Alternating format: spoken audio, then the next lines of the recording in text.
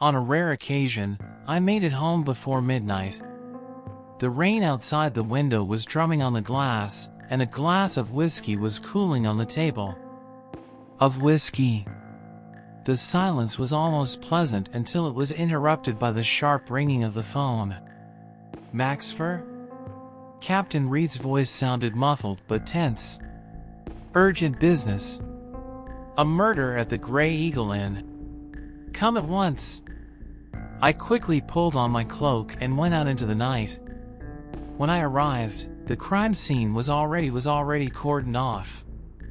On the 4th floor of the small but expensive hotel, the lights were on. In the hallway. Victim is Victor Holden, Reed said, giving me a quick glance. A wealthy businessman. Found him in room 408. We went inside.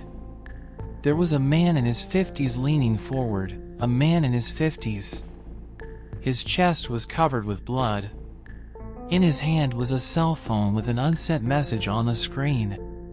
A text message. But that wasn't what was strange.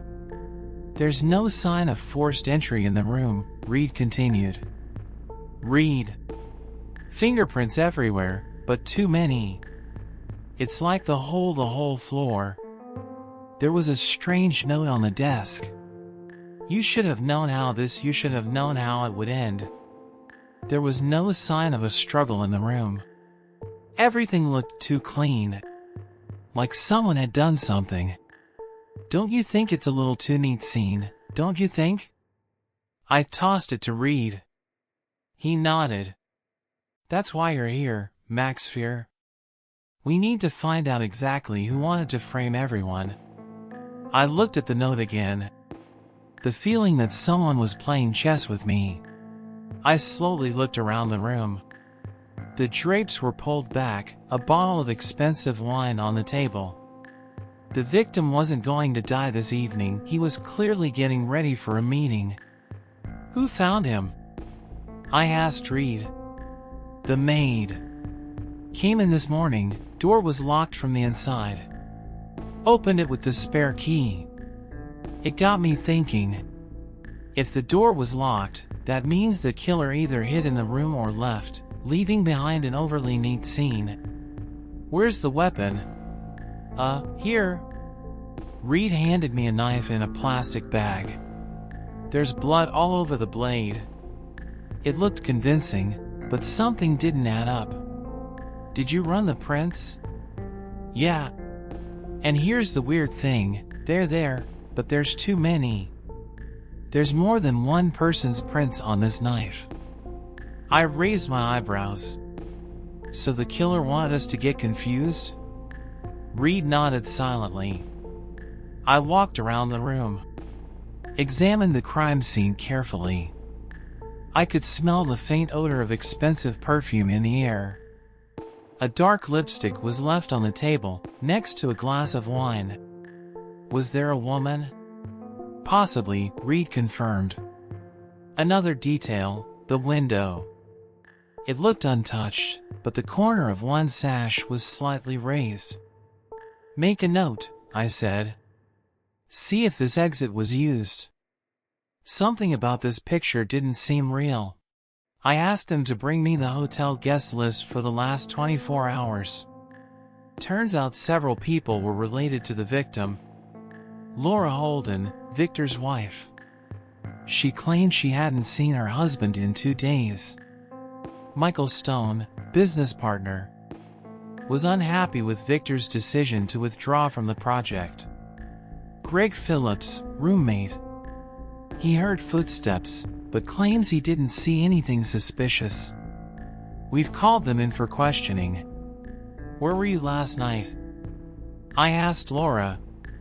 She clasped her fingers together nervously. At home. Alone. I looked at her lips. Dark lipstick. Is that your color? She hesitated. Yes, but I wasn't at the hotel. Her reaction was strange. Okay. Stone, it's your turn. The businessman adjusted his watch. I met with clients at the restaurant. Do you have proof? Surveillance cameras, he grinned. I'm on them. You are? We checked the footage, he was indeed there. I looked at Reed. We have evidence, but no logic. Someone left too many prints on purpose, too obvious evidence. Reed sighed. It seems someone wants us to dig in the wrong direction. Yes, I nodded, and that someone is smarter than they seem. I set the protocol aside and looked around the room again. Everything was too carefully arranged, as if the killer wanted us to find this particular piece of evidence. This isn't just a crime anymore. It's a game. Maxfer, we have a problem, Reed muttered as he entered the room. The knife was gone. I frowned. What do you mean it's gone? Just gone. We took it to the lab, but now it's gone. I shuddered. So someone is following our investigation and trying to control the course of events. I pulled out my notebook and ran down the list of suspects. Who would benefit from the disappearance of the knife? If the evidence is missing, it means it could incriminate one of them, I reasoned aloud. Or vice versa, Reed added.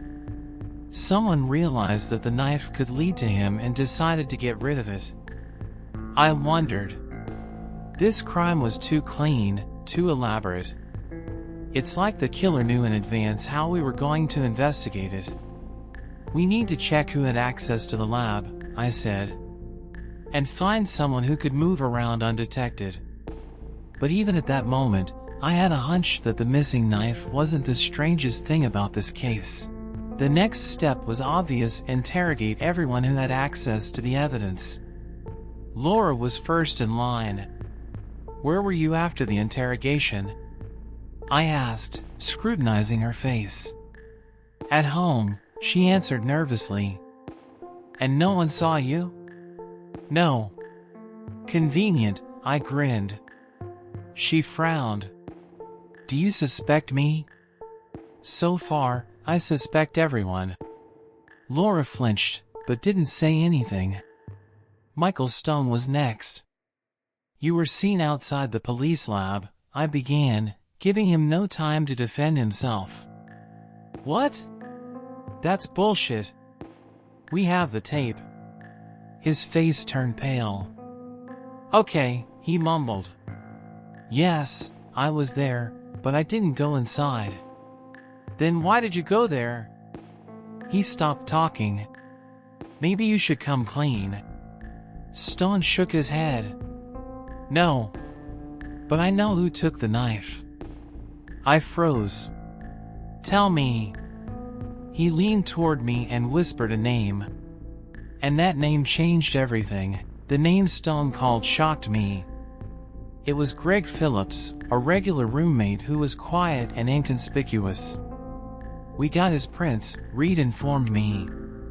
They're on the crime scene, but not on the knife. Another hoax, I muttered.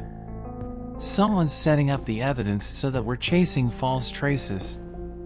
I decided to question Greg myself. Were you in the lab? Of course not, he answered calmly. Then why was your cell phone picked up in this neighborhood? He shuddered. I don't know, an accident, I guess. Killers don't believe in accidents, I said, looking him in the eye. Greg smiled. You're wrong, detective. Sometimes clues come and go on their own.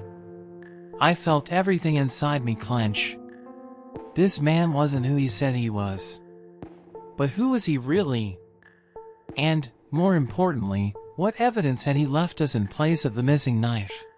I knew Greg Phillips was lying. But without proof, he couldn't be apprehended. And the evidence that could link him to the crime was either missing or fake. I took another look at the case file. No knife. Fingerprints lead to a dead end. The camera footage doesn't give a clear answer. It's like it's all veiled in a thick fog. But then I remembered one detail. Reed, "There's one piece of evidence we have that nobody's interested in yet," I said. "What's that?" "The victim's cell phone. It was found under a chair in the hotel room, but it was completely dead. Forensics picked it up, but never got around to checking it. Find out when the last call was made from it," I ordered. A few hours later, I had my answer. The last call the victim made was minutes before she died. And the number she called was very interesting. It was Greg Phillips. "So, you got any more excuses?" I asked him under repeated questioning. Greg looked at me calmly. "I may have some, detective. But you'll have to look for them yourself." He smirked. And I realized he knew something we didn't. But what? I felt like Greg either set this up brilliantly or someone was using him for their own ends. Either way, he wasn't afraid. That meant only one thing: he knew how to get out clean. But that's when I thought of one last check. "Reed, did we check the deleted files from the victim's cell phone?" "No. It was erased." "What if we could restore it?" A few hours later, the tech handed me a flash drive. "Here, we found one weird file. It's an audio recording." I turned it on. The victim's voice was nervous. "I know what you're doing. You think you can frame everyone, but I've got you figured out. I know who you are." The tape stopped. And that's when I realized who he meant. We were all wrong. I returned to the interview room. Greg looked at me calmly. "Well, did you find what you were looking for?" I turned on the tape. He didn't blink. "Sounds interesting. You knew that tape existed, didn't you?" He grinned. "Maybe." I squinted my eyes. "But you're not a murderer." He stopped smiling. "What?" "You helped, but you didn't kill. Right?" He nodded slowly. "Then who did?" Reed asked. I lifted my head and looked through the glass of the interrogation room, watched by the one who'd framed everyone. I knew who had left that single piece of evidence. But I also knew we had no direct evidence. And if I didn't get the next step right, he would get away with it. I made the final move in this game. I called the victim's cell phone.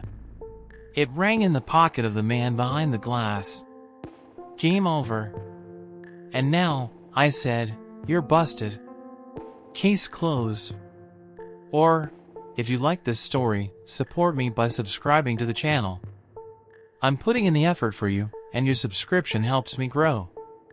Also, don't forget to share your thoughts in the comments. Your opinion really matters to me.